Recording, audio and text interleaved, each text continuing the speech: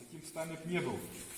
Бо яго галоўны чын жыццёвы, то чын вайсковы. Па першаму патрабаванню павінны ён гэтую шабельку ўзяць і ісці да войска, каб бараніць гонар свой, годнасць і славу айчыны і караля.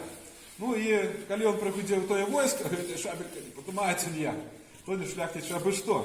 І таму нават падчас такой пагулянкі была свая мера. Браў, калі нешта хацеў шляхціч урачыста прамовіць, сухавітасць сваю паказаць. Чарачку ставіў на шабельку і казаў: «Дай Божа панства, каб усё у вас было гожа, а што не гожа, таго не дай Божа».